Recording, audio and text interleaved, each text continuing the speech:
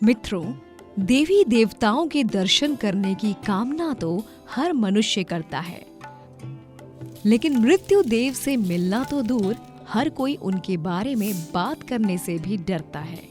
जरा सोचिए, क्या कभी ऐसा हो सकता है कि कोई बालक स्वयं यमराज से मिलने यमपुरी जा पहुंचा हो? मित्रों, स्वागत है आप सभी का एक बार फिर द डिवाइन टेल्स पर। आज के वीडियो में मैं आपको ऐसे बालक के बारे में बताने जा रही हूँ जिसके प्रश्नों का उत्तर देने में यमराज भी असहज हो गए थे। आखिर कौन था वो बालक और वो क्यों जा पहुंचा था यमपुरी?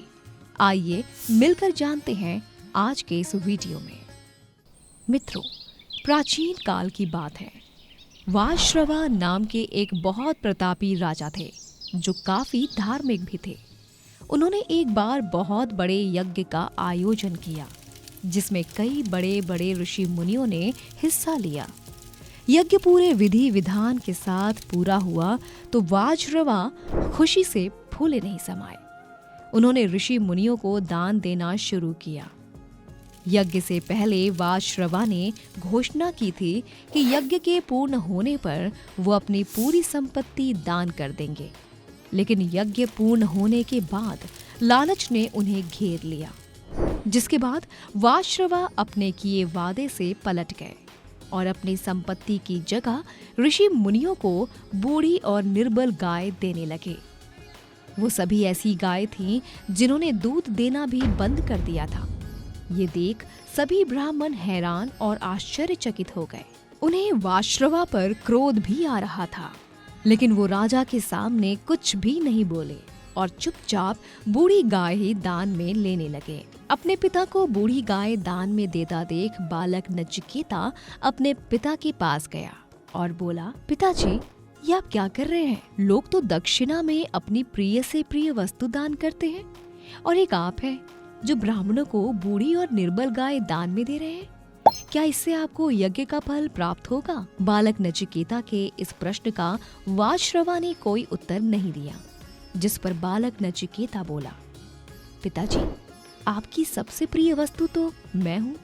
आप मुझे ही किसी को दक्षिणा में दे दीजिए।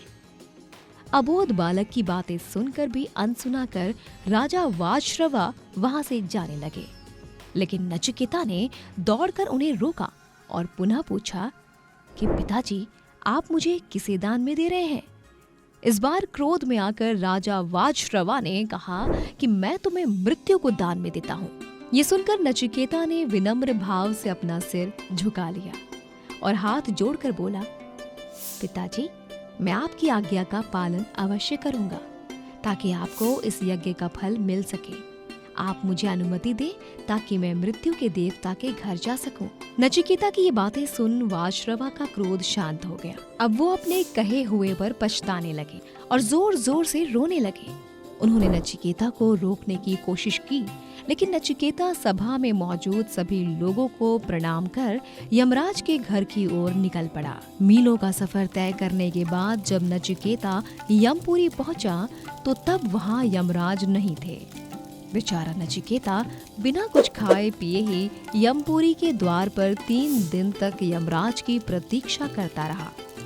जब यमराज यमपुरी पहुंचे तो अपने द्वार पर इतने छोटे बालक को देख वो चौंक गए। यमराज ने देखा कि नचिकेता के चेहरे पर अलग ही प्रकार का तेज था, जिस यमराज को देख लोग कांपने लगते हैं। उस मृत्यु के देवता के आगे नचिकेता बिना किसी भय के खड़ा था। नचिकेता ने यमराज को अपने यमपुरी आने का कारण बताया, साथ ही ये भी बताया कि वो 3 दिन से यमराज की प्रतीक्षा कर रहा था। ये सुनकर यमराज बोले, हे बालक, मैं तुम्हारी पितृभक्ति से बहुत प्रसन्न हूँ। साथ ही मुझे इस बात का भी खेद है कि तुम्हें मेरे द्वार पर 3 दिन तक भूखा प्यासा खड़ा रहना पड़ा। मैं प्रत्येक दिन के लिए तुम्हें 3 वर देता हूँ। तुम मुझसे कुछ भी मांग सकते हो। ये सुनकर नचिकेता बहुत प्रसन्न हुआ और बोला कि हे धर्मराज, अगर आप मुझे वर देना चाहते हैं तो पहला वर ये दें कि मेरे पिताजी का जो मेरे ऊपर क्रोध है वो किसी तरह से शांत हो जाए। जब मैं उनके पास लौट कर जाऊं तो वो मुझे क्रोध नहीं बल्कि प्रेम करें।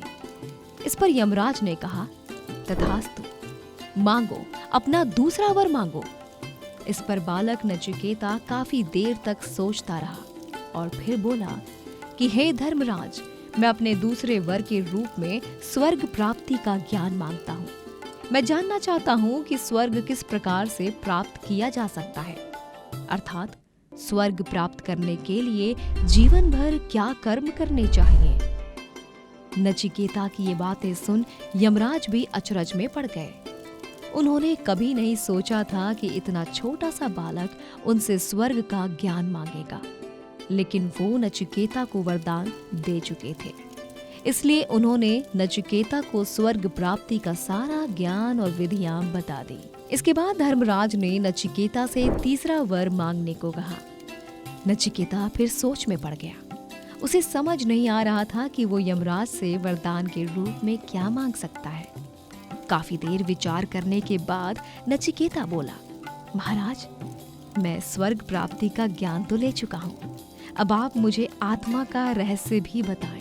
ये सुनकर यमराज चकित रह गए। वो बोले, हे पुत्र, तुम अभी बालक हो, आत्मा का रहस्य तो बड़े बड़े विद्वान भी नहीं जान सके हैं। तुम मुझसे इसके बदले कोई और वर मांग लो।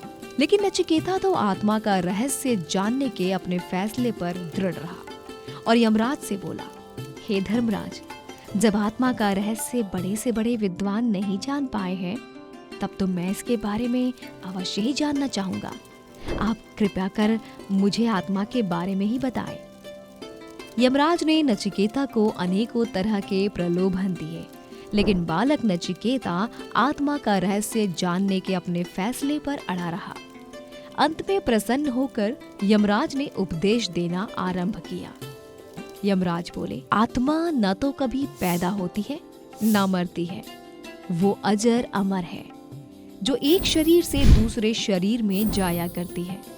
शरीर के नष्ट हो जाने पर भी आत्मा जीवित रहती है, परंतु आत्मा को हम अपनी इंद्रियों से देख नहीं सकते हैं, क्योंकि वो निर्गुण और निराकार है।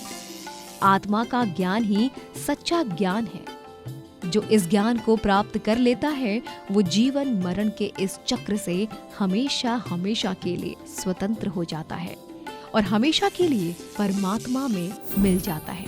आत्मा के बारे में जानने के लिए श्रेष्ठ व्यक्तियों के पास जाकर उनसे ज्ञान प्राप्त करो। मृत्यु के देवता की ये बातें सुन नचिकेता बड़ा प्रसन्न हुआ। वो दोबारा धरती पर लौट आया और आत्मा का ज्ञान जानने में जुट गया। बड़ा होकर नचिकेता बहुत बड़ा विद्वान और ऋषि बना। तो मित्रों, आज के इस वीडियो में बस इतना ही। उम्मीद करती हूँ नचिकेता की ये कथा आपको पसंद आई होगी। वीडियो अंत तक देखने के लिए आपका बहुत बहुत धन्यवाद। इसी के साथ अब मुझे आज्ञा दें। मैं फिर लौटूंगी ऐसी ही कुछ और पौराणिक और धार्मिक कथाओं के साथ। तब तक के लिए देखते रहिए द डिवाइन टेल्स।